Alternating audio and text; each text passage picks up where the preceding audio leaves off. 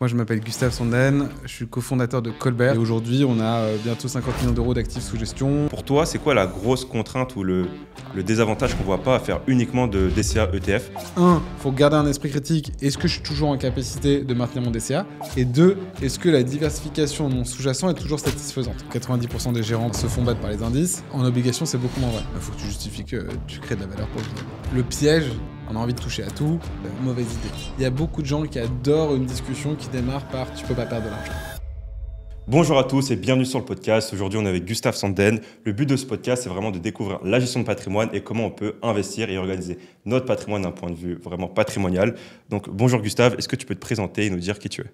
Bonjour Nicolas, déjà merci pour l'invitation. Ça me fait très plaisir de faire ce podcast avec toi. Donc, moi, je m'appelle Gustave Sonden, je suis cofondateur de Colbert, colbr.co, qui est une plateforme d'investissement et de gestion de patrimoine que j'ai cofondée il y a bientôt 5 ans. Et le concept initial, c'était de proposer les meilleurs produits d'investissement à portée de clic. Ça a assez bien marché, ça nous a permis de lever des fonds, de créer une plateforme qui permet aux clients, mais aussi aux conseillers, et c'est assez important, on y reviendra peut-être dans l'émission, d'avoir la meilleure expérience possible dans son parcours d'investisseur et de son parcours patrimonial au global. Et aujourd'hui, on a bientôt 50 millions d'euros d'actifs sous gestion. On est une équipe d'une dizaine de personnes, une quinzaine d'investisseurs aussi dans le projet qui nous soutiennent et qui sont précieux. Et voilà, ça se passe bien. Ok, génial. Et comment est venue l'idée de Colbert? Toi, c'était quoi ton parcours avant? Qu'est-ce que tu as fait? Est-ce que tu as fait de la gestion de patrimoine? Est-ce que c'était une autre branche de la finance? Ouais. Raconte-nous un peu plus de ton parcours et comment tu es arrivé à créer Colbert. En fait, moi, je faisais de la gestion d'actifs, pas de la gestion de patrimoine. Et plus spécifiquement de la gestion d'actifs sur l'immobilier, qui est un très gros secteur en France. Et dans l'une de mes expériences, la dernière, en fait, en tant que salarié, je me suis retrouvé à travailler pour une boîte qui distribuait majoritairement, voire quasi exclusivement, auprès de particuliers. Ok. Et là, en fait, j'ai découvert ce monde en fait, de la gestion de patrimoine à travers le passif en fait, de ce fonds. Et je me suis rendu compte déjà que c'était pas si anecdotique que ça, parce que quand tu démarres dans l'investissement, si tu veux, c'est un peu cool de dire je travaille pour des institutionnels, mes clients sont des grands investisseurs étrangers ou des grandes caisses de pension, etc. Sauf que, en fait, du coup, tu as 3-4 clients et c'est eux qui décident de la vie ou de la mort de ton fonds. Exact, c'est eux qui décident même du pricing power que tu peux avoir tellement ils mettent des montants énormes. T'as pas de pricing power. Ouais. Ça règle le sujet. Et il se trouve que c'est aussi des temps de décision qui sont des temps de décision institutionnels. Donc, je ne sais pas s'il y a des gens qui sont familiers avec les assureurs ou même l'administration en général. C'est assez similaire. Il faut remplir un certain nombre de critères, etc. Donc, finalement, ce n'est pas très entrepreneurial. Or, moi, j'avais toujours eu cette appétence entrepreneuriale. Et là, je me retrouve dans ce projet qui était pour le coup très entrepreneurial, qui s'appelle Quorum l'épargne, qui a un immense succès sur l'immobilier et sur la gestion obligataire.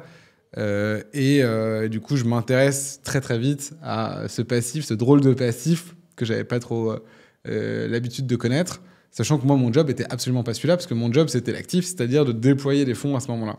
Okay. Mais même si l'investissement, c'était ma matière de base et que ça continuait de me passionner, j'avoue que j'ai regardé de très très près ce passif qui augmentait.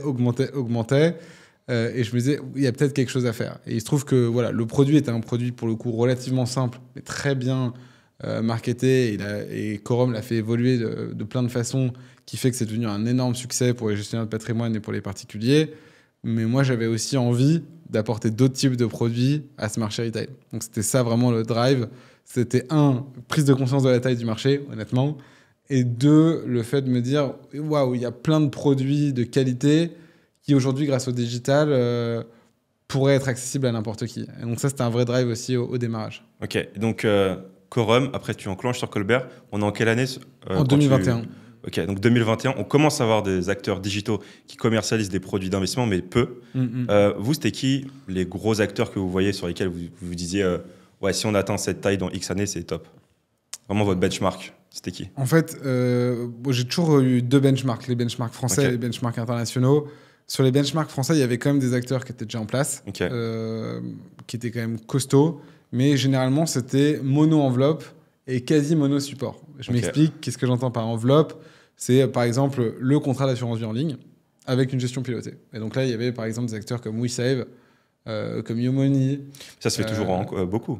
Ouais, bien sûr. Mais c'était ça les acteurs, si tu veux, digitaux de la gestion de patrimoine. Et finalement, c'était un petit bout parce que c'était essentiellement des gestions quand même 100% actions sur une seule enveloppe qui est l'assurance vie. Peu de latitude pour le client. C'était des succès intéressants, mais bon, c'était pas des succès VC ou explosifs, dans le sens où, si tu regardes tous ces acteurs, il n'y a pas un acteur qui a fait une série B. Ok. En tout cas, une série B avec un VC. Ok. Donc, s'il y a eu série B, c'est généralement un corporate qui est rentré dedans, ou alors ça a été racheté par un corporate, type un assureur, etc. Donc, j'avais quand même ça en benchmark. C'est des gens qui avaient clairement défriché un petit peu le terrain.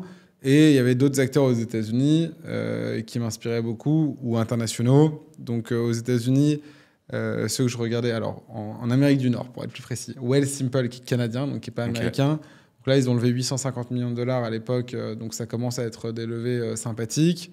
Et puis, il y avait des acteurs qui avaient pris le sujet par d'autres bouts. Donc, Wealthsimple, comme son nom l'indique, c'était vraiment une plateforme de gestion de patrimoine holistique. Donc, comme nous, on avait l'intention de le faire. Pas juste assurance vie, pas mono-support, mono-investissement.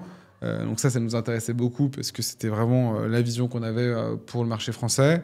Il y avait également Titan, qui est un acteur américain assez intéressant avec cette approche-là.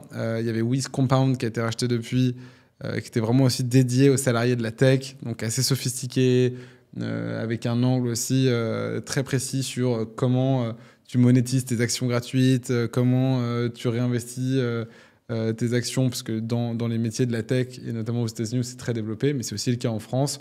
Souvent, tu as une part d'equity dans ta rémunération, et donc du jour au lendemain, tu peux te retrouver avec un petit paquet qu'il va falloir réinvestir. Il faut l'anticiper fiscalement, il faut l'anticiper en termes d'investissement. Donc ça, c'est tous les types d'acteurs qu'on regardait. Et clairement, pour nous, le drive était plus aux États-Unis, où il y avait ces acteurs-là qui nous semblaient très attractifs. Ouais. Ok. Donc maintenant, Colbert, de ma compréhension, vous êtes un peu un mix entre une plateforme tech, digitale, qui permet à vos clients de, via une plateforme un peu tout en un, d'avoir une vision assez claire de son portefeuille, et aussi avec une branche service pour l'accompagner d'un côté humain. Est-ce que c'est une bonne description de ce qu'est Colbert, ou est-ce que tu veux rajouter ou compléter ce que j'ai dit? Oui, exactement. En fait, c'est de la gestion de patrimoine en ligne. Okay. Et qui dit gestion de patrimoine, dit approche holistique, comme je te le disais. Si je te gère que 10% de ton patrimoine ou 5% de ton patrimoine, ça ne s'appelle pas de la gestion de patrimoine, ça s'appelle une prestation de service d'investissement. Et pourquoi avant c'était uniquement ce qui a été fait? Parce qu'en termes de technologie, en termes de process client, c'était uniquement ce qu'on savait faire, on ne voulait pas se compliquer la vie, ou c'était juste les produits sur lesquels il y avait les plus grosses marges? C'est pas du tout les produits sur lesquels il y a les plus grosses marges qui ont été les premiers à arriver sur le digital, étonnamment. Okay. J'ai envie de dire même au contraire, puisque ça a été des gens qui ont largement évangélisé les ETF. Je pense à YoMoney, WeSave, c'est des allocs 100% ETF depuis 10 ans, donc assez précurseurs de ce point de vue-là. Je pense que la raison, c'est que tous ces gens, nous compris, on n'est pas des assureurs ou des banques. On n'est pas dépositaires. Et donc, toute la technologie qu'on a développée, on l'a développée sur des technologies existantes pour essayer de les rendre comestibles pour le marché actuel et les standards actuels. Et on a dû le faire avec ces assureurs existants et les banques. Et là, on se retrouve avec ce qu'on disait tout à l'heure sur les institutionnels. C'est des institutionnels, ces acteurs-là. Donc, boum, retour à leur temps de décision. Il faut se coordonner avec leurs équipes techniques. Il faut se coordonner avec leurs équipes juridiques, il faut se coordonner avec les équipes de compliance. Nous, on a créé notre propre contrat d'assurance vie, par exemple, en 2022, qui est sorti, qui a été lancé en 2022 et qui est sorti en 2023, qui s'appelle Colbert Life. Donc, on a fait cette aventure. Tu serais, je pense, très, très étonné du nombre de réunions que ça implique. Okay. Indépendamment du temps de prod, le nombre de réunions, je pense que le nombre de réunions dépasse le temps de prod. Ok. Et imaginons, on est une personne qui a un patrimoine de 100 000 euros sur des liquidités, donc vraiment un patrimoine de liquidité qui est prêt à investir sur 100 000 euros. Souvent, sur les différents contenus en ligne, on entend Michel qui fait son DCA en ETF à 100, 500, 1000 euros par mois. Pour toi, c'est quoi la grosse contrainte ou le désavantage qu'on ne voit pas à faire uniquement de DCA ETF? Parce que c'est un peu ce qu'on prône partout sur les réseaux. Ouais. Moi, ce que j'aime bien dire, c'est que la gestion de patrimoine, c'est soit une cloche, soit un arc de cercle choisi. Quand tu es au début de la cloche, il faut le visualiser comme ça, tu es au début de la cloche, ton but, c'est de convertir ton temps, puisque c'est ta richesse en tant que jeune actif, t'en fais partie, j'en fais partie, et ton travail, idéalement, en patrimoine. Et donc, pour le faire, il y a 2 méthodes simples. Il y a le levier. Généralement, tu le fais en achetant ta résidence principale ou en faisant de l'investissement locatif. Et il y a les intérêts composés. Les intérêts composés, je ne vais pas réexpliquer ici ce que c'est, mais globalement, c'est les stratégies DCA dont tu parles. En fait, c'est top, mais ça concerne donc le tout début de la cloche ou le tout début de l'arc de cercle. Ces deux conseils sont des bons conseils quand tu es au tout début de la cloche. Et le problème que j'observe aujourd'hui, c'est qu'effectivement, il y a eu une quantité mais massive, d'un coup, de contenu qui est tombé sur l'éducation d'une population qui est en début de cloche. Ouais. Sauf qu'en fait, on oublie que la vie, c'est pas juste 20-30 ans.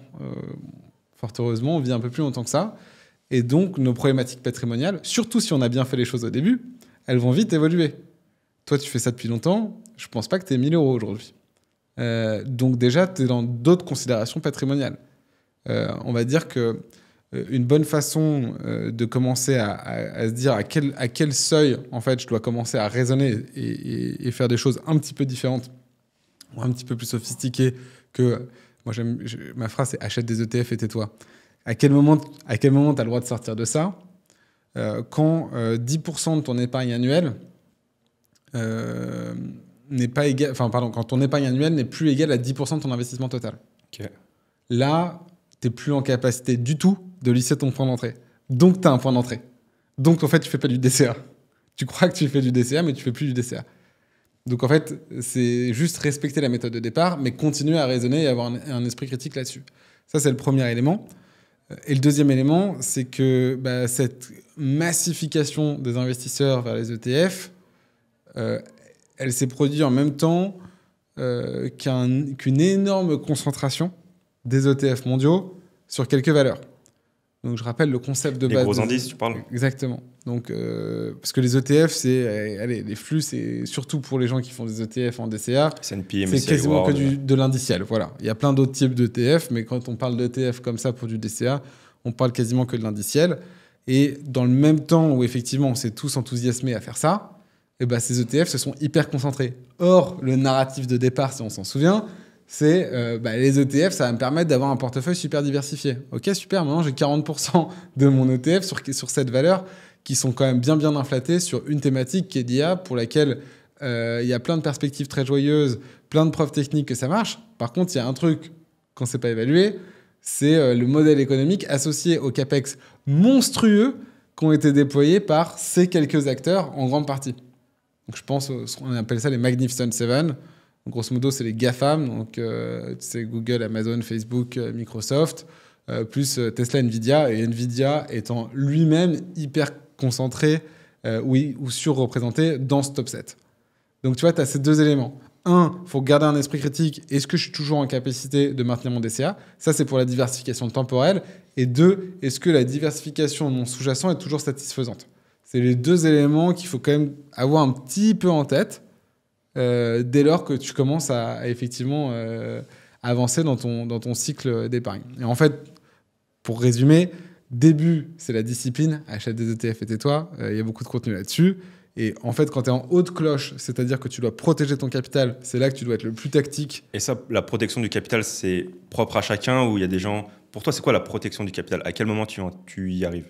Donc je reprends ma cloche. Début, tu dois convertir ton temps et ton travail en capital. Ensuite, quand tu es en haute cloche, tu dois convertir ton capital en revenu, idéalement. D'accord? Ok. Et donc, quand tu dois convertir ton capital en revenu, là, tu dois faire attention à ce que ta base investissable qui va produire tes revenus se défende bien. Et donc, c'est là qu'il va falloir être beaucoup plus tactique. C'est là qu'on va faire de l'allocation d'actifs, qu'on va choisir des supports un peu différents, parce qu'on n'est pas dans une logique de capitalisation pure, et on n'est plus dans des horizons 20-30 ans. On est souvent dans des horizons 1, 2, 3 ans. Et là, il faut savoir faire tout un tas de choses. Ça peut être des produits archi simples parfois. Il faut savoir le faire. Il faut rester ouvert à des produits simples. Ça peut être des produits beaucoup plus sophistiqués. Mais en tout cas, l'idée, c'est que ici, tu es très peu tactique. Ici, quand tu es en distribution et que ton patrimoine il est déjà constitué pour la distribution, tu es bien. En fait, dans les deux pieds de ta cloche, là, en revanche, il faut être tactique. Et évidemment, ce n'est pas blanc, noir, blanc. C'est blanc, gris foncé. Et donc la nuance, si tu veux, elle arrive dans la montée et dans la descente, quoi. Ok, donc On peut commencer avec un DCA sur ETF pour constituer un patrimoine. C'est top de le faire. Une fois qu'il est constitué, ça va être quoi les premiers produits assez simples à mettre en place, pas trop techniques, sur lesquels on peut enclencher à passer du blanc à ce gris qui se fonce? Bon, en fait, dès lors que... Donc, quand on parle du DCA, on pense souvent déjà 100% action. Donc, typiquement, si j'achète un indice S&P 500, j'ai que de l'action. Ouais. Dès lors que je me dis, en fait, je peux plus supporter un max drawdown de mon indice sous-jacent, donc ça veut dire une baisse maximum de mon indice sous-jacent, là, il faut se poser la question de quelle est la perte maximale que je peux supporter. Mais donc, tout simplement, tu vois, quand tu avances un tout petit peu, tu peux commencer à ajouter d'autres types d'actifs, typiquement l'obligation. En ETF ou des obligations fractionnées, voire obligations classiques. Là où en action, tu sais la fameuse phrase 90% des gérants... Études SPIVA, etc. Voilà, exactement. 90% des gérants se font battre par les indices. En obligation, c'est beaucoup moins vrai. Okay. Et donc, pour le coup, on met beaucoup de gestion active sur l'obligataire. Et jusque-là, je t'avoue que ça a été des choix assez heureux. Je pense à quelques gérants que je peux citer aussi pour leur faire un peu de pub gratuite, mais voilà, des gens comme Shelcher, des gens qui sont des gérants français, comme DNCA, comme Tikeo sur certaines stratégies, comme Rothschild et compagnie. Voilà, tout ça, c'est des fonds très accessibles. Regardez les perfs qu'ils font sur les 2 dernières années, c'est des perfections. Accessible, c'est combien?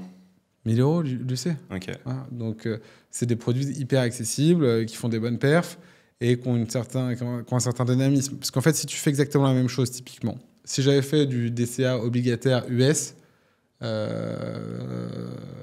compliqué, ne serait-ce que pour l'exposition de devises, j'aurais pris une petite tarte, tu vois, sur les 2 dernières années. Donc, tu es pas mal dans ta devise, parce que pour la même logique que celle que je te donnais avant, c'est-à-dire, on fait pas ça pour faire plus 100, on fait ça aussi pour protéger un petit peu notre max drawdown du portefeuille. Et donc un peu d'obligation, déjà c'était bien quand tu es dans ta devise, donc, parce que tu n'as pas envie de prendre ce risque. Et deux, effectivement, les gérants sont bien placés pour surperformer. Parce qu'ils font quoi? Ils font de l'analyse crédit, ils font de l'analyse... ils connaissent parfaitement leur société, leur marché sous-jacent, et ils vont faire des bons choix. Ok, donc commencer avec des ETF actions pour une première grosse base. Après, on peut dérisquer un peu avec de l'obligataire, en gestion active ou d'autres produits qu'on peut faire. Qu'est-ce qu'on peut ajouter d'autre? Il y a souvent le private equity qui revient beaucoup, parce qu'on a des tickets d'entrée qui ont beaucoup baissé par rapport à il y a quelques années, voire décennies. Qu'est-ce que tu en penses du private equity? À partir de quand c'est pertinent? Et sur les sous-jacents private equity, qu'est-ce qui est bien, pas bien? C'est quoi ton avis là-dessus? En fait, nous, on a quand même démarré au tout début de la démocratisation du private equity. Modestement, on faisait partie des acteurs cités à l'époque qui y travaillaient. On ne constituait pas de produits, mais on s'est constitué, par exemple, en même temps que des sociétés comme Private Corner, qui était l'un des premiers fournisseurs de feeder en France, avec notamment des accès à des gérants comme Ardian. C'était impensable en 2021 de rentrer sur Ardian à 30 000 €. C'était un investisseur averti. C'était du jamais vu. Donc, tout ça pour dire que c'est une classe d'actifs qu'on connaît bien, qu'on suit bien, qu'on aime bien et qu'on a dans notre offre depuis le démarrage. Ceci étant dit, là, ce type de private equity, c'est le private equity un peu institutionnel, avec des appels de fonds qui ne sont pas si simples à gérer, à appréhender. Tu immobilises ton cash très très longtemps. Généralement, c'est des horizons de 10 ans. Pendant 5 ans, tu vas être appelé. Donc, tu vas avoir que des cash flows négatifs. Tu n'as pas de visibilité sur la perf du fonds. C'est une petite gymnastique, tu vois. On pourrait faire un podcast entier juste sur comment ça fonctionne. On en a fait un, nous, d'ailleurs, avec Frédéric Stollard, si vous voulez regarder. Mais donc, c'est une petite gymnastique. Donc, maintenant, quand on dit PE, généralement, standard, on va plutôt regarder des fonds ouverts, qui ne sont pas exactement, du coup, les mêmes fonds. Souvent éligibles à l'assurance vie. Et là, pourquoi pas? Mais si ton but, c'est de te dérisquer, c'est pas forcément la classe d'actifs idéale. En revanche, si ton but, c'est de continuer ton exposition long terme, te diversifier par rapport au marché action et d'enlever un peu de volatilité dans ton portefeuille, bah ouais, ça peut être pertinent. Et il se trouve que les puristes du private equity n'aiment pas trop ces fonds ouverts. Tu as déjà dû entendre l'appellation evergreen, ouvert. C'est tous ces fonds qui sont historiquement plutôt des FCPR éligibles à l'assurance vie. Maintenant, tu as de plus en plus aussi le statut LTIF, qui est un statut européen. Tu peux être FCPR et LTIF d'ailleurs. Mais en gros, il y a de plus en plus de fonds qui cochent ces cases, où tu n'as plus à te poser la question des appels de fonds, etc., qui sont des fonds qui sont perpétuels. ça peut être très bien. Et il y en a des excellents, tu vois. Ardian a lancé un FCPR. Il y a des sociétés de gestion qui sont pionnières là-dessus, comme NextEdge, qui ont eu des performances remarquables ces 2 dernières années. Voilà, tu as le EPVE3 de Raseo, qui est aussi un gros FCPR. Tu as des fonds de dette privée aussi, pour rester sur l'obligataire, comme FL par exemple, qui propose ce type de produit. Apax aussi, qui est un gérant historique, maintenant 72, du private equity, qui a aussi son FCPR. Donc il y a des solutions éligibles à l'assurance vie, un peu moins illiquides que le private equity institutionnel. Et si on est dans le cas de figure que tu décrivais, c'est peut-être plus là-dessus qu'il faut aller que sur le fonds instit. Tu vois, faut faire simple parfois. Ok. Mais il y a beaucoup d'investisseurs qui commencent du coup avec les DCA sur ETF. Ouais. ETF, on a des frais hyper bas. Des fois, on a 5 points de base, voire 50 points de base. Et encore 50 points de base, c'est énorme. Et quand on va sur d'autres produits plus traditionnels, un peu plus à l'ancienne, on a des frais plus élevés. Comment on peut justifier ces frais qui sont plus élevés quand on a un benchmark de base en ETF? Comment on peut justifier un frais, je ne sais pas, 2% à l'entrée sur des produits un peu plus compliqués, techniques, comme le private equity? Parce qu'il y a beaucoup d'investisseurs, ils voient ces frais-là, boum, ils sont bloqués, ils n'y vont pas et ils continuent leur décès en ETF. Alors que d'un point de vue patrimonial, ça pourrait faire sens d'inclure d'autres classes d'actifs pour se diversifier.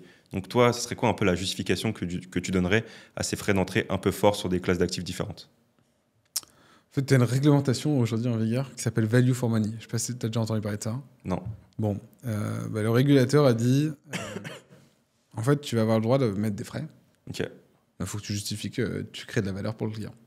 Donc, typiquement, si je dis je suis un fonds large cap américain, je prends 3% de fees par an et je sous-performe de 10% le S&P 500 depuis 10 ans, je risque d'avoir un problème avec le régulateur.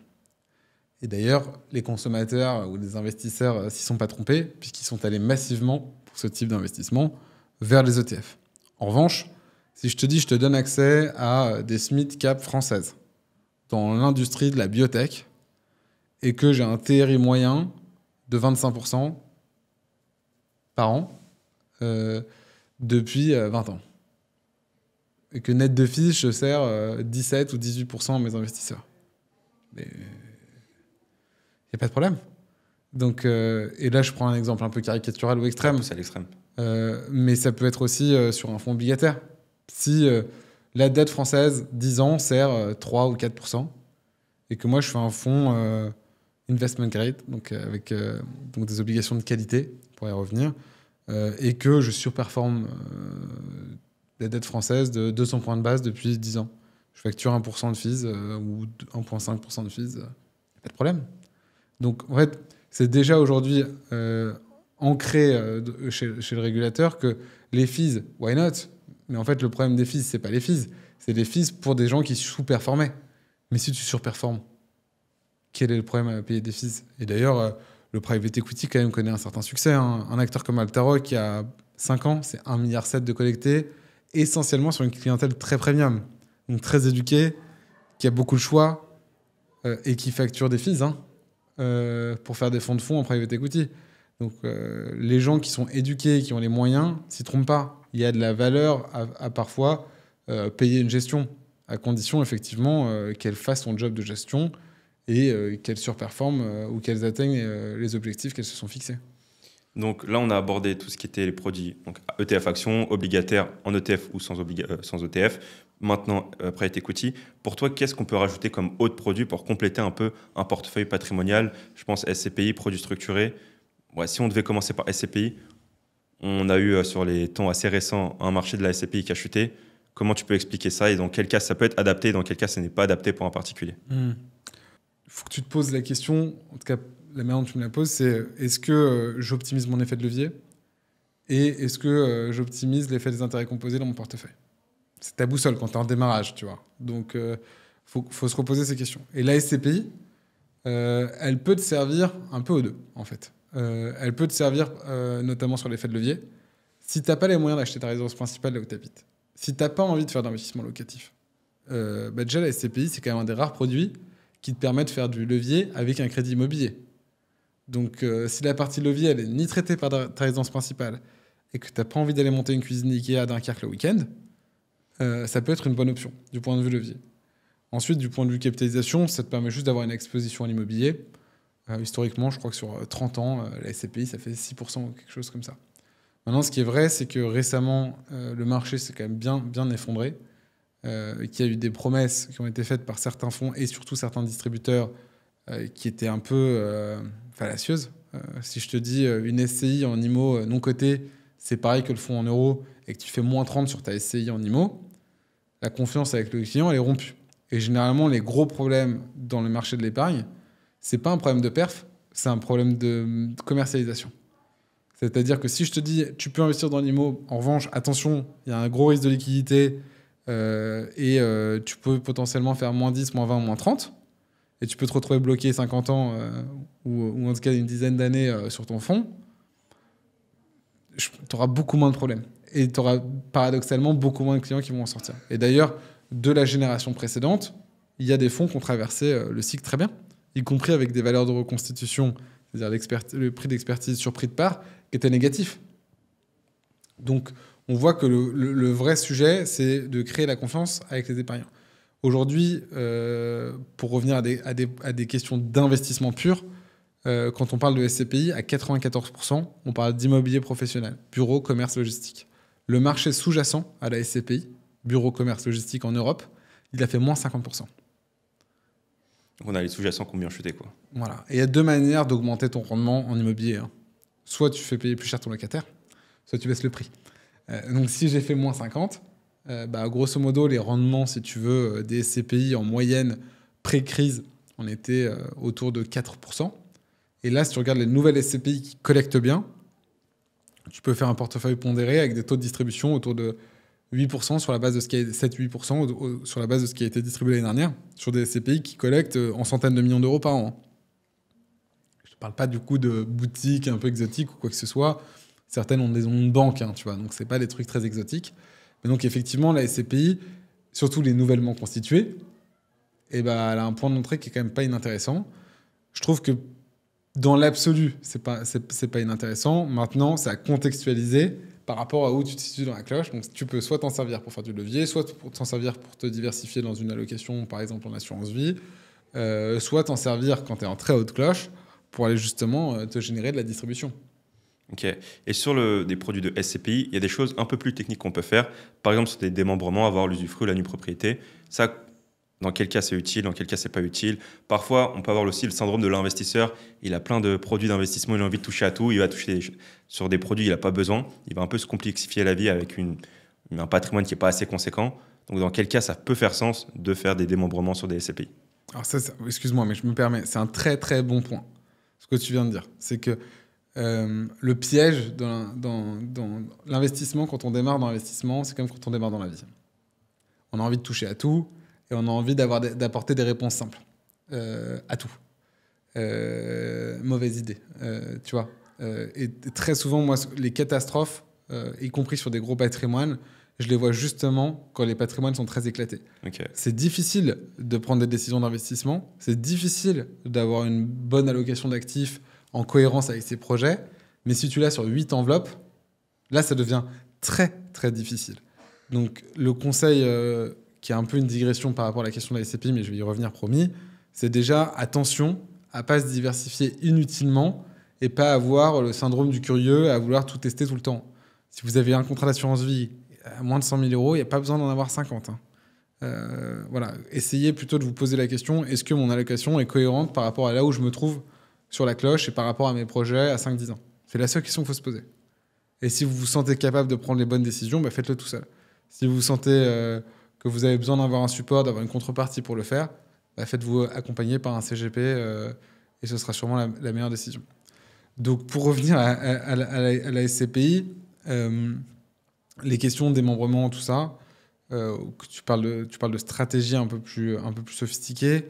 En fait, ça s'intègre souvent à des questions soit de transmission. Donc, typiquement... je vais avoir, je vais transmettre la nue propriété à mes enfants, je vais prendre l'usufruit pour moi, parce que j'ai besoin de distribution et j'ai envie plutôt de transmettre. Transmettant la nue pro, je la transmets du coup sur un prix moins élevé. Soit j'ai une personne morale qui est assujettie à l'IS, voire à l'IS à taux réduit, parce que j'ai pas beaucoup de flux dessus. Donc, je vais prendre l'usufruit sur ma personne morale à l'IS et la NUPRO à titre perso. Donc, c'est des réflexions généralement qui impliquent plusieurs personnes juridiques, donc personnes physiques ou personnes morales, transmission. Et c'est dans ces cas-là qu'il faut se poser la question. Il y a des fonds aussi qui ne font que de l'usufruit. Okay. Ça peut être assez sympa, notamment pour des personnes morales ou pour des gens qui sont en recherche de pure distribution. Okay. Et du coup, tu prends 0 risque sur le sous-jacent, ce qui peut être pas mal quand on voit le marché qui vient de se passer. Ouais. Et toujours sur un sous-jacent immobilier comme les SCPI, où là, on va être exposé à de l'immobilier commercial, on a pas mal de gens, donc toujours, qui repartent dans un scénario 1 qui est DCA en ETF action, et qui se disent, OK, SCPI, le marché a bien chuté il y a 2 ans, des frais à l'entrée qui ne sont pas ceux des ETF. Je vais peut-être, au mieux de faire de la SCPI, je vais faire de l'ETF immobilier. Pour toi, c'est quoi les grosses différences qu'à la fin, le vrai sous-jacent derrière, même si c'est de l'immobilier à la fin, il y a plein de types d'immobilier. Pour toi, c'est quoi les grosses différences entre une SCPI classique et un ETF immobilier? Alors, j'aime bien la question. Déjà, l'ETF immobilier, c'est quoi? C'est un indice. Enfin, c'est un ETF qui va répliquer un indice de sociétés immobilières cotées. Donc, en France, ça s'appelle des SIC. À l'international, ça s'appelle des REIT. Et ces boîtes-là sont des sociétés qui, en général, détiennent à 100% que de l'immobilier et qui ont comme contrainte de distribuer 100% ou presque des loyers à leurs porteurs. Donc, en fait, c'est exactement la même chose que la SCPI. La différence, c'est la liquidité associée. Et ça, c'est des actifs qui sont très souvent méconnus, mal compris du grand public, ces sociétés d'immobilier cotées, et qui, de mon point de vue, ont aussi un timing très intéressant, parce que, encore une fois, le sous-jacent, on verra même, a fait moins 50. Donc ces boîtes-là, les marchés financiers sont bêtes et méchants. Hein. Moins 50. Ah bah oui. Tu vois, il n'y a pas de prime, il n'y a pas de tolérance sur les marchés financiers. Donc ça s'est passé un peu en 2 temps, c'est-à-dire qu'il y a eu le premier choc qui était le choc de l'usage sur l'immobilier commercial avec le télétravail, avec l'accélération du e-commerce. Et le deuxième choc, c'était la hausse des taux en 2022. Et grosso modo, tu es quand même sur des niveaux très très bas sur ces foncières cotées. Et ça me paraît être un actif très très pertinent pour des gens qui sont en quête de distribution aujourd'hui. Et y compris pour des gens qui sont en quête de capitalisation dans un scénario de baisse des taux. Parce que c'est extrêmement sensible aux taux. Donc si les baisses des taux se confirment, pour l'instant c'est plutôt des baisses des taux court terme, et on a plutôt du mal à avoir une baisse de taux long terme, tant en France qu'à l'étranger. Mais s'il y avait une légère baisse des taux, ces actifs pourraient en profiter très très vite. Donc ça, je trouve que c'est hyper pertinent. À mon avis, justement, le piège, c'est trop de différencier l'immobilier non coté, l'immobilier coté. C'est juste un truc en plus que tu as sur l'immobilier coté. Et ce truc en plus, c'est quoi? C'est la liquidité. Ok. Donc, ça peut être vraiment... Mais du coup, dans quel cas partir sur une SCPI alors que tu vas payer des frais supplémentaires? Bon, déjà, tout le monde n'est pas capable de supporter la volatilité. Donc, sur de l'immobilier coté, il y a de la volatilité. Donc ça peut être une bonne raison d'aller sur la SCPI. Ensuite, la SCPI, et surtout beaucoup des SCPI modernes, répliquent vraiment l'investissement immobilier. Okay. C'est-à-dire que tu vas avoir une distribution qui est mensuelle parfois, le plus souvent hein, d'ailleurs sur les nouvelles SCPI, sinon trimestrielle. Donc c'est plutôt le cas des SIC aussi trimestrielle, mais voilà, une distribution qui est très régulière. Et le troisième énorme argument, c'est le financement. Tu ne peux pas financer des foncières cotées. Donc, si tu n'as pas traité ton sujet de l'effet de levier, les SCPI, elle a cet énorme avantage d'être finançable. Maintenant, pour quelqu'un qui est en haute cloche, qui veut transformer ses revenus en distribution, quand tu sais qu'aujourd'hui, tu peux faire des portefeuilles de SIC ou de foncières cotées autour de 6% liquide, non indexé, c'est vrai que 6% de liquide, c'est beau. 6% de liquide, c'est beau. Et après, au pire, tu vois, le marché se relève pas l'année prochaine. Toi, tes 6%, tu les prends toujours. Hein. Voir 6,5% si ça a été bien indexé. Ok. Je sais pas si j'ai bien répondu à ta question. Si, ouais, c'était ça que j'avais en tête. Okay. Donc là, on a vu différents produits. On a vu donc, tout ce qui était private equity, donc ETF action, obligations avec des ETF obligataires, ETF IMO, SCPI, plus private equity. Moi, il y a un dernier produit sur lequel j'aimerais revenir avec toi avant qu'on passe à une autre enveloppe fiscale qui est l'assurance vie. C'est le produit des produits structurés. C'est des produits sur lesquels il peut y avoir beaucoup d'intermédiaires, beaucoup de prises de frais à gauche, à droite. Je vais te poser la même question que je t'ai posée sur différents produits. Pour toi, dans quel cas c'est utile? Parce que j'ai eu souvent pas mal de particuliers qui avaient des petites assurances-vie, il y avait des CGP qui leur ont vendu des produits structurés avec beaucoup de frais qui ne correspondaient pas tellement à leur persona, à leur profil. Donc pour toi, dans quel cas c'est vraiment adapté et de prendre un produit structuré, ce n'est pas une erreur ou un mauvais conseil du CGP? En fait, un produit structuré, c'est quoi? C'est un contrat. C'est un contrat comme le contrat d'assurance que tu peux avoir sur ta maison. Si il se passe ci, alors tu es couvert de temps. C'est différentes conditions qui Si s'enchaînent. une fuite d'eau, tu es couvert de temps. Si un incendie, tu es couvert de temps. S'il y a un cambriolage, tu es couvert comme ça. Donc en fait, tu vas prendre un actif financier, sous-jacent généralement, et tu vas fixer tes conditions, pour faire très simple. Et donc, dans quel cas est-ce qu'on veut s'assurer? Quand on veut sécuriser quelque chose, tu es d'accord? Donc quand tu es en haut de la cloche. Ou en tout cas que tu te rapproches du haut de la cloche. Donc plus tu es en début de cloche par rapport à ce qu'on s'est dit, c'est-à-dire que tu es en constitution de patrimoine, que tu es plutôt ton temps et ton travail et ta régularité qui comptent, plus c'est un non-sens en fait. Tu n'as rien à sécuriser.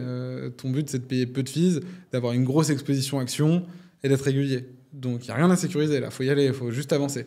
Donc si tu as, on va dire, allez, moins de 30 000 euros et que tu as 60% structuré dans ton portefeuille, bad news. C'est pas ce qu'il faut faire. Tu peux avoir un coup de chance, mais je veux dire, un coup de chance sur une mauvaise alloc, ça reste mauvais. Parce que ça veut dire que tu as un mauvais plan. Si tu as un mauvais plan, ça veut dire que tu vas continuer à faire des erreurs. Donc, à un moment donné, le coup de chance, il va pas se produire éternellement. Donc, la base, c'est d'avoir un plan qui est cohérent avec là où tu en es dans ton projet patrimonial. Et là, tu feras les bonnes décisions. Donc, le produit structuré, il peut avoir plein de sens. Mais grosso modo, tu vois, dans cette partie-là, quoi. T'es dans le cercle supérieur, et là, il y a plein de trucs à faire. Mais oui, c'est logique, puisque je suis en sécurisation. Donc, je peux pas me permettre d'exposer 100% de mon portefeuille aux actions, puisque je suis en sécurisation. Donc, typiquement, je peux prendre une couverture sur un indice, sur un panier de valeurs, etc. On peut aussi s'en servir de manière plus spéculative. Mais honnêtement, pour des petits portefeuilles et tout, moi, je le proscris. Et toi, avec tes clients, comment ça se passe quand ça fait sens de proposer des produits structurés?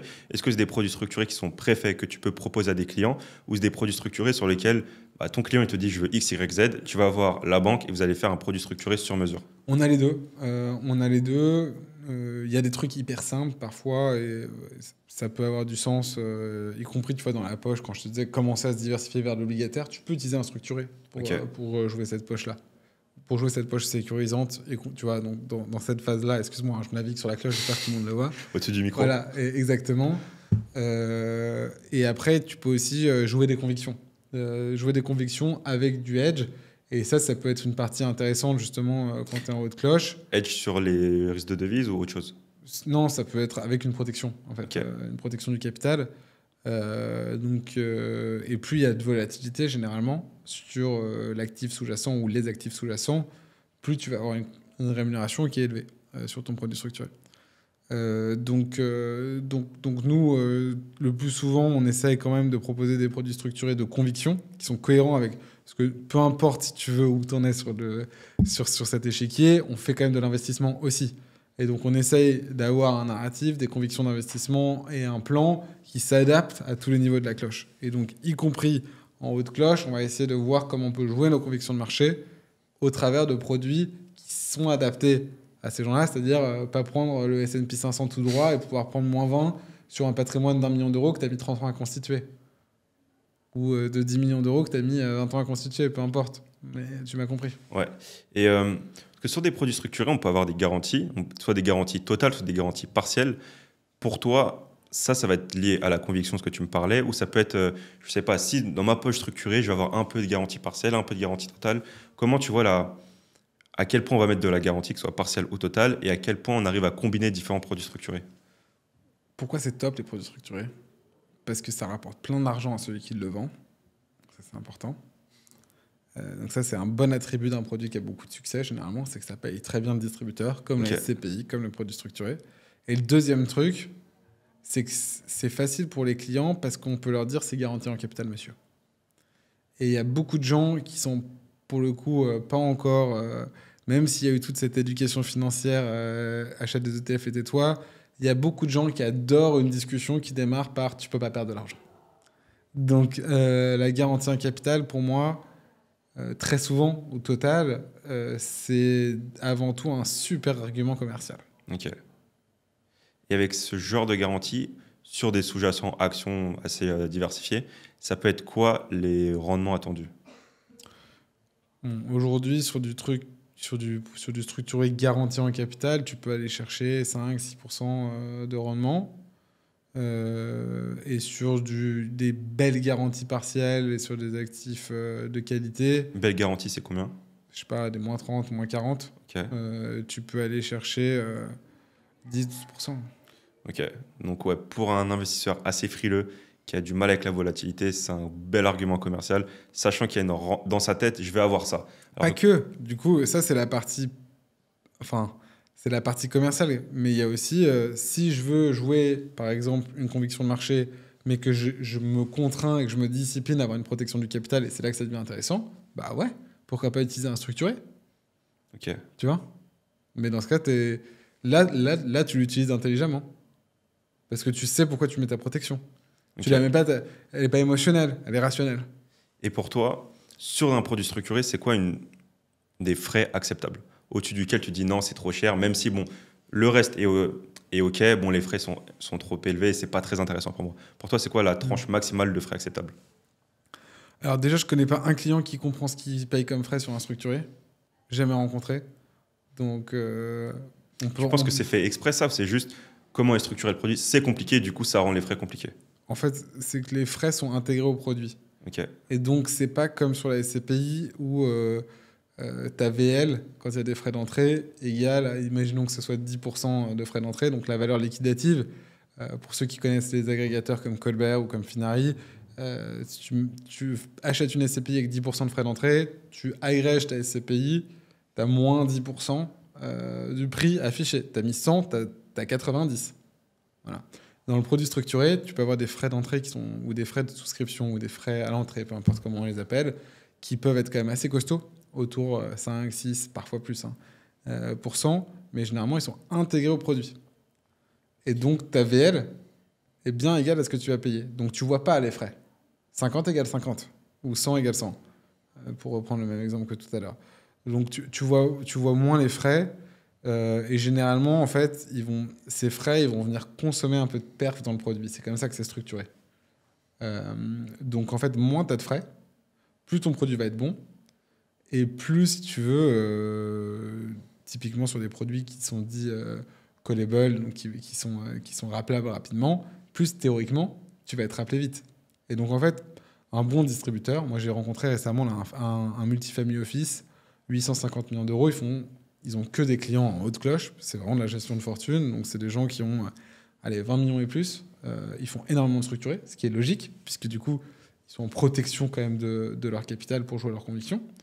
Eux, ils mettent des fees plutôt bas, donc autour de 1,5 totaux, mais encore une fois, c'est quelque chose que tu verras a priori pas, mais autour de 1,5, et ils le font pas que parce qu'ils ont envie de faire payer leurs clients pas cher, c'est qu'en fait, ça améliore le produit, donc ça accélère la rotation. Parce qu'en fait, quand je te fais gagner de l'argent avec un structuré, ça peut aller vite, contrairement aux actions où je te dis achète des ETF et tais-toi, oublie pas ça, attends 10 ans et croise les doigts, tu vois.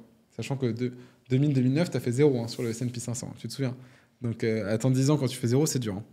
Mais là, sur les structurés, souvent tu vas avoir des horizons, tu peux être callable en un trimestre. Donc si je te dis tiens, confie-moi de l'argent, tu me confies de l'argent sur un trimestre, je te donne ta perf sur un trimestre, j'ai exécuté, tu vas être tenté de me refaire confiance le trimestre d'après. Ou pour prendre un exemple plus courant, l'année d'après. Souvent, c'est sur un an. Donc, plus tu vas pouvoir avoir des produits qui ont une rotation forte, plus même toi, en tant que distributeur ou CGP ou MFO, appelle ça comme tu veux, tu vas pouvoir en faire. Et donc, tu vas gagner de l'argent. Donc, en fait, un bon distributeur qui a du volume, qui sait ce qu'il fait, a priori, il va plutôt pas être tenté de t'assassiner sur les frais. fees. Ok. Là, mais ça va en gros, ça va entre 1,5, c'est vraiment bas, okay, et 6-7%. Ouais. Et plus tu mets des montants élevés, du coup, plus le gars va te mettre des frais faibles, ou pas forcément? Pas forcément. Ok. Donc là, on a vu différents produits, et j'aimerais revenir sur une enveloppe qui est l'assurance vie plutôt. Et il y a l'assurance vie traditionnelle, on va dire l'assurance vie française, vs l'assurance vie luxembourgeoise. Ouais. Dans quel cas ça sert l'assurance vie luxembourgeoise? Sur quel cas spécifique? Est-ce que tu peux nous en parler un peu plus du cas assurance vie luxembourgeoise en la comparant à l'assurance vie française? Et dans quel cas c'est vraiment utile? Ouais. Bon, déjà, l'assurance vie française, qu'est-ce que c'est ? C'est exactement comme ton compte courant. Ça, la plupart des gens le savent. Tu n'es pas propriétaire de ton argent à la banque. Tu es créancier de ta banque qui détient l'argent pour toi. Et ben, l'assurance vie française, c'est la même chose. Tu es créancier de ton assureur qui détient l'argent pour toi. Donc ça, c'est un premier élément de différenciation important. Ensuite, quand tu vas choisir une assurance vie française, du coup, tu vas regarder chez ce débiteur quel est son catalogue. Et donc là, tu choisis dans son catalogue. C'est un peu du prêt-à-porter, en fait. C'est-à-dire que tu arrives chez Zara, tu leur dis pas « Bonjour monsieur, je voudrais un costume avec telle doublure, mes initiales et un ourlet de 4 cm 5. » T'es d'accord ? Tu vas faire ton petit shopping, tu vas regarder à gauche, à droite. Tu regardes ce qu'il y a. Et donc, ton job, quand tu fais du prêt-à-porter, c'est tu regardes ce qu'il y a avant. Ben, l'assurance vie française, c'est pareil, il faut regarder ce qu'il y a. Et donc, tu as des contrats pourris avec plein de fees, avec 100 supports. Ça, je te déconseille d'y aller. Et tu as des contrats avec plus de 1000 supports, avec des frais qui sont tout à fait honorables. Et c'est plutôt vers ça qu'il faudrait aller. C'est quoi des frais honorables ? On va dire que déjà, aujourd'hui, en tout cas, c'est une conviction qu'on a chez nous, mais les frais de versement, ça n'existe plus. Et enfin, ça n'existe plus dans notre tête, hein, parce que dans les faits, ça existe. Et nous, on voit des gens qui facturent 4,5% de frais de versement. Ok. 4,5% de frais de versement. Donc déjà, pas de frais de versement, ça c'est un premier point important de notre point de vue. Et ensuite, des frais de gestion qui vont être inférieurs ou égal à 1% sur le contrat. Ok. Ensuite, si tu rajoutes des ETF, tu vas être à 1,15, 1,20. Et si tu rajoutes des fonds de gestion active, a priori, tu les aurais bien sélectionnés, sinon ça ne vaut pas le coup. Tu peux monter un peu au-delà, mais pour la bonne cause. Donc, en tout cas, c'est ça un peu les critères pour un contrat d'assurance vie français. Ça sert à quoi l'assurance vie française, juste rapidement ? Ça sert à avoir une enveloppe capitalisante qui te permet d'investir en actions, qui te permet d'investir en obligations, qui te permet d'investir en structuré, qui te permet d'investir en private equity et qui te permet d'investir en SCPI. C'est quand même un outil assez cool puisque tu as un échantillon de placement dedans qui est très vaste. C'est une enveloppe qui est capitalisante, donc toutes les plus-values latentes, elles ne sont pas fiscalisées. Et c'est aussi une enveloppe qui te donne 2 petits avantages fiscaux. Bon, déjà, au bout de 8 ans, ta flat tax, elle passe de 30 à 24,7. Et en plus de ça, tu as un abattement de 4 600 € et 9 200 € pour un couple. Donc ça, c'est les petits avantages sur la fisca. Et tu as aussi des avantages à la transmission qui sont que tu peux transmettre un contrat jusqu'à 152 500 € par enfant, par parent. Donc c'est quand même qui sortent du coup de ton assiette successorale. Donc tu as quand même quelques avantages, tant sur la partie placement que fisca que transmission. Mais tu as ce défaut qui est effectivement que tu es créancier déjà de ton assureur. Et ça, d'autant plus par les temps qui courent, on tourne là, on est quelle date aujourd'hui ? On est le 8 octobre, donc on vient d'avoir notre, je sais pas combienième gouvernement, dont un qui a duré 12 heures. Donc on voit qu'il y a quand même une vraie instabilité politique et systémique même en France. Je crois qu'il y a Alain Duhamel qui est un éditorialiste politique depuis 50 ans, il parle de crise de régime. Donc nous, on a beaucoup de clients, et notamment des clients un peu les plus fortunés qui sont inquiets en fait. Inquiets sur la dette française, qui est massivement représentée dans les fonds en euros, notamment présents sur la partie assurance vie française. Et inquiets aussi pour leur épargne, parce que les tentations de certains mouvements politiques d'aller piocher directement dans l'épargne des gens sont aussi élevées. C'est là que l'assurance vie luxembourgeoise peut avoir du sens. Donc déjà, hop, premier élément, au lieu d'être créancier de ton assureur, tu es créancier de premier rang de ton propre contrat. L'assureur fait faillite, toi, tu es remboursé prioritairement sur ton contrat. Comment ils te le garantissent ? C'est que l'assureur, en fait, n'est pas tout seul, il y a une banque dépositaire tiers. Donc dans un contrat d'assurance vie luxembourgeoise, tu as l'assureur. Ça peut être les assureurs que tu connais, mais ça peut aussi être des assureurs spécifiques pour ces produits d'épargne, comme Lombard International, comme Willins, One Life, ce type d'acteurs. Et généralement, tu vas choisir en plus une banque dépositaire. UBS, Indosuez, donc tu as des banques plutôt patrimoniales qui vont garantir justement qu'en cas de crise structurelle, tu sois bien remboursé prioritairement sur ton enveloppe. Le deuxième avantage, c'est que tu sors du prêt-à-porter pour arriver dans le sur-mesure. Donc là, c'est « Bonjour, monsieur Domnesque, qu'est-ce qu'on peut faire pour vous ? Qu'est-ce que vous voulez ?» Et donc, ça peut être des choses très simples. Tu peux avoir 3 ETF sur un contrat d'assurance vie luxembourgeois, mais tu peux aussi apporter tout un tas d'actifs, apporter des actifs que tu as par ailleurs. Tu vois, J'ai une cliente qui est dans le private equity. Elle avait des parts d'une boîte qui s'est cotée en bourse. Elle me dit, est-ce que vous pouvez apporter ces titres dans mon contrat ? On peut dire, tiens, il y a tel fonds de mon côté ou de private equity qui nous intéresse. Merci de le mettre dans le contrat. On peut créer notre propre produit structuré et le mettre dans le contrat. On peut mettre des titres vifs. On peut mettre des fonds... Enfin, bref, tu fais ce que tu veux, au même titre que quand tu vas chez un tailleur, tu choisis ce que tu veux. Et donc, tu as cette flexibilité qui est énorme. Et le dernier aspect, qui est souvent avancé, mais qui, pour le coup, est un peu déloyal de mon point de vue, parce qu'en fait, tu peux quand même pas mal le faire sur le contrat français, c'est le crédit. C'est-à-dire que quand tu es en bas de ta cloche, tu vas me prendre pour un fou, il parle que de cloche, le gars, mais tu as ton temps et ton travail pour t'endetter. Mais quand tu es en haut, que tu as 60 ans, que tu as un mauvais bilan sanguin, et que tu n'as plus de revenus, qui te prête de l'argent ? Personne. Voilà, sauf si tu as du capital. Et donc, de faire un Lombard dessus ? Exactement. Si tu as bien fait ton travail, ton capital devient ta capacité d'endettement théorique. Tu n'es pas obligé de l'utiliser, mais tu gardes cette capacité d'endettement.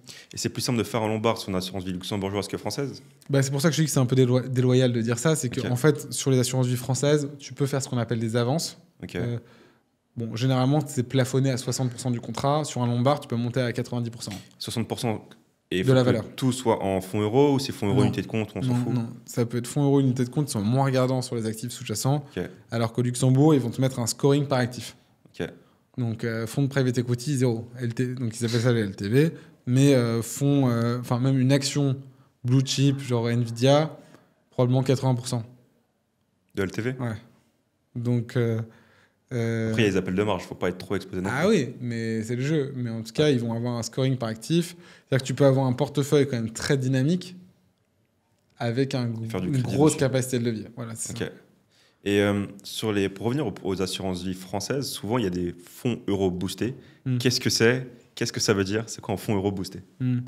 En fait, un fonds euro boosté, c'est quoi ? C'est que les assureurs vie français, je te l'ai dit, ils ont un produit phare qui s'appelle le fonds euro. Ouais. Tu vois, tout à l'heure, je te disais, il y a des arguments commerciaux qui sont top. C'est garanti en capital. Pour les structurer. Voilà, c'est garanti en capital. Ça, c'est top à entendre pour un épargnant. Tu peux pas perdre de l'argent. Ça, c'est top, ça rassure.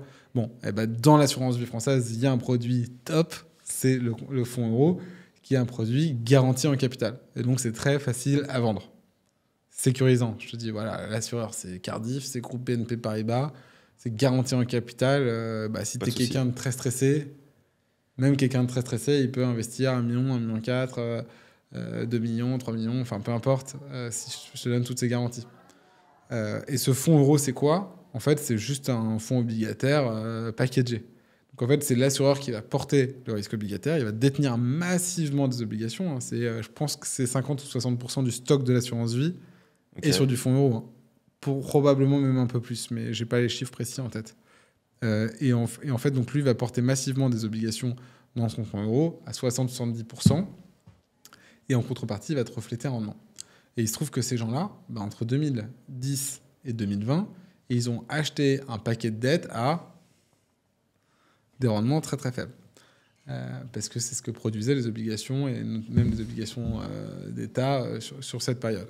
Et donc, à l'époque, ils mettaient même en place des systèmes pour que les gens achètent des UC, donc des unités de compte, pour qu'ils sortent du fonds euro, parce qu'ils en avaient marre d'acheter des obligations quasiment à taux négatif, tu vois, sur la période. Et donc, ça, c'était la période 2010-2020. Et 2022, arrive la hausse des taux. On en a parlé tout à l'heure sur la SCPI.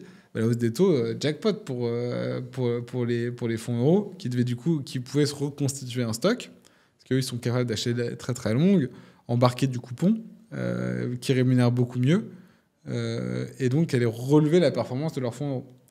Et là, du coup, ils ont complètement changé leur fusil d'épaule, et ils sont mis à dire, en fait, les gars, nous, on veut du fonds euro, on veut même des boosts si vous faites du 100% fonds euro. Donc non seulement, je te disais bonjour Madame Michu, c'est garanti en capital et l'assureur c'est Cardiff ou Generali ou qui tu veux, mais en plus, on vous paye super bien. C'est-à-dire qu'on vous paye, tu vois, pour certains, tu avais 4,5, 5. On est monté jusqu'à 5,3 net sur certains produits sur 2 ans. Pour un produit garanti en capital. Wow. Ouais, c'est sur une inflation à 2%, c'est stratosphérique. Stratosphérique. Ouais. Et donc, par rapport au risque réel. Donc voilà, là aujourd'hui encore, on a des produits à 4,5%. Et nous, ça nous a effectivement... ça a été une partie importante de la collecte. Et quand on a démarré, on avait aussi cette naïveté d'ex-investisseurs et donc cette grosse volonté, si tu veux, d'éduquer au private equity, d'éduquer aux ETF, d'éduquer aux structurés, etc. Mais le fonds euro, aujourd'hui, ça fait peut-être 20 ou 30% de notre stock. On est très content et c'est un super outil. C'est une forme de produit structuré d'une certaine façon. Parce que c'est un produit avec un coupon garanti en capital. C'est juste que l'émetteur, c'est pas un structureur ou une banque, c'est l'assureur. Et qu'il est standardisé. Ok. Donc pour un peu résumer, comme on arrive à la fin de ce podcast, pour toi, avec les différents produits qu'on a vus, plus l'enveloppe assurance vie classique ou luxembourgeoise, ce serait quoi les key learnings pour constituer un portefeuille diversifié et qui est adapté à nos objectifs? Si tu devais résumer tout ce qu'on a dit en monsieur à, je sais pas, 1 million de patrimoine, donc quelqu'un qui a un stock de patrimoine assez constitué. Donc 1 million de patrimoine, je parle de liquidité. J'enlève tout ce qui est immobilier, donc de liquidité. Ça serait quoi les key learnings ou les choses que cette personne doit retenir de notre échange? Qu'est-ce que tu lui dirais? Moi, je pense que le plus important, c'est de bien savoir où tu en es et quels sont tes objectifs. Tant que tu sais pas ça, tu sais pas ce que tu fais. Et donc, une fois que tu sais... Et comment on peut savoir ça? Parce que souvent, on se dit, je veux plus d'argent, ou c'est assez vague. Il n'y a pas de...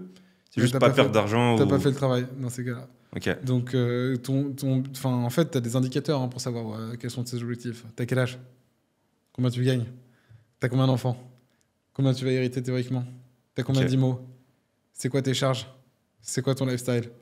Ça, c'est en fait une équation avec tous ces paramètres. Il faut que tu la résolves. Il faut que tu la résolves en fait régulièrement. Parce que tout ça, ça change. Okay. Mais c'est comme n'importe quel business plan. Tu sais, on dit souvent tous les business plans sont faux. Mais tout le monde fait des business plans. Pourquoi? Parce que ça permet aux entreprises de prendre des décisions. Et ben en fait, avoir un plan patrimonial, c'est un business plan à l'échelle personnelle qui va te permettre de prendre des décisions. Et ce qui va te coûter très très cher, et plus tu as de l'argent, plus c'est vrai, c'est de ne pas prendre de décision. Typiquement, moi j'ai un de mes clients qui a plus de 20 millions d'euros d'épargne financière. Il vient me voir et il me parle de ses 2-3 bonnes idées en structuré. Je dis ok, c'est top. C'était sur combien? 100 000. Je dis ok. Et le reste? Bon, c'est pas trop placé, c'est du monétaire. Machin. Je dis donc en fait, donc toi tu me parles d'une perf qui à l'échelle de ton patrimoine, ça fait 0,2 quoi. T'en as conscience? Non. En fait, l'enjeu pour lui, qui avait déjà beaucoup de stock, c'est plus de faire la maxi perf sur 2 ou 3%. C'est de mettre son épargne au travail. Et pour mettre son épargne au travail et son portefeuille au travail, si sur 20 millions d'euros, tu fais 5% par an, mais c'est énorme. Ou c'est largement suffisant pour la plupart des gens. Mais pour faire 5%, il faut que tu investisses. Donc tu vois, c'est un exemple, encore une fois, qui n'est pas le plus commun. Mais c'est un vrai cas. Et moi, ce que je vois le plus souvent, les gens me disent, c'est quoi le truc parfait? Qu'est-ce qu'il faut faire? Je dis, moi, ce que je vois, ma plus grande concurrence, c'est les gens qui font rien. De 10 000 euros à 10 millions d'euros, je vois des gens arriver dans mon bureau avec rien qui est fait. Rien. Okay. 3-4 contrats, 70% de fonds euros, pas boostés. Tu vois 3 titres vifs, on ne sait pas pourquoi. Enfin, ça, c'est la norme, en fait. C'est ça, la norme des patrimoines. Donc, il y a des gens qui sont plus ou moins avancés. On a beaucoup de clients qui sont aussi dans la finance. Mais le plus important, c'est de créer ton système qui te permet de prendre des décisions et qui te permet de mettre ton argent au travail. Quand tu démarres et que tu fais du DCA, c'est très simple. Plus tu as de stock, plus c'est dur. Ok. Et tu penses, c'est quoi la bonne réallocation de patrimoine? Parce que toutes les personnes grandissent, vieillissent, gagnent plus d'argent, il peut y avoir des héritages, des bonus, des primes, donc tout change, un enfant, 2 enfants, on peut démembrer, bref, il y a plein d'événements de la vie qui font que le patrimoine et notre situation actuelle changent. Pour toi, tous les combien de temps il faut faire une réallocation de patrimoine ou changer un peu les pondérations? Il ne faut pas forcément faire une réallocation, mais il faut refaire le plan tous les ans. Ok. Parce que le plan, il peut être bon, mais par contre, il faut s'assurer qu'il soit bon. Et en fait, en fonction de ton plan, c'est là que tu vas souvent réallouer. C'est assez rare qu'on fasse des rebalancements sur des portefeuilles. Parce que nous, on construit des portefeuilles souvent, par exemple, pour des horizons. La plupart des gens viennent nous voir sur un horizon au moins 10 ans. Ok. Au moins 10 ans ou moins de 10 ans? Au moins 10 ans, je dirais. Tu vois, on est quand même les gens qui viennent chez nous, c'est pour ils sont mûrs généralement. Okay. Ils ont envie de prendre une décision d'investissement. Et donc, les portefeuilles sont constitués pour cet horizon. Donc, généralement, quand tu fais un rebalancement, c'est parce que le projet a un tout petit peu évolué, qu'il y a des paramètres qui évoluent. C'est rare qu'on fasse parfois on matérialise une plus-value, etc. Mais les mouvements, ils dépendent plus du plan. C'est-à-dire qu'ils sont plus endogènes que exogènes. Ok. Et concernant, on voit l'arrivée de plein d'acteurs uniquement B2C, je pense à Trade Republic et d'autres, qui proposent de plus en plus de solutions. Au début, c'était que de l'investissement sur une seule, sur les ETF, actions, après un peu d'obligations, et maintenant qui élargissent et qui veulent se proposer à la fois des banques, plateformes d'investissement et à la fois aussi proposer des produits plutôt patrimoniaux. Dans quel cas c'est important de se faire accompagner par une vraie personne, un humain, qui va nous conseiller d'un point de vue patrimonial, et dans quel cas ça peut être pertinent d'avoir une plateforme un peu all-in-one, comme Trade Republic ou d'autres. Hein. Mais ouais, dans quel cas tu vois se faire accompagner par un humain all-in-one? Bon, c'est comme à la salle de sport, quoi. Tu vois. Généralement, les gens ils savent comment on fait un abdo ou une pompe. Ils le font pas. Ils le font pas. Ou alors ils le font, mais pas au bon endroit, pas régulièrement, pas de la bonne façon. Moi, je prends une analogie avec le plan. Moi, par exemple, j'ai fait un marathon à une époque. Quand tu fais un marathon, tu prépares un marathon. Parfois, tu fais des fractionnés. Et donc, tu cours sur une durée précise, à une vitesse élevée. Parfois, tu fais de l'endurance fondamentale et tu cours à une distance et à une allure beaucoup plus faible que l'allure marathon. En fait, est-ce que l'un est bien, l'autre est pas bien? Non. En fait, les deux ont du sens, mais dans le cadre du plan. Et donc, le problème, si tu veux, c'est de commencer à essayer de répondre aux problématiques d'investissement en te disant est-ce que l'endurance fondamentale, c'est bien? Est-ce que le fractionné, c'est bien? En fait, c'est pas ça le sujet. C'est quel est le plan? En fonction du plan, on va mettre de ci, de ça.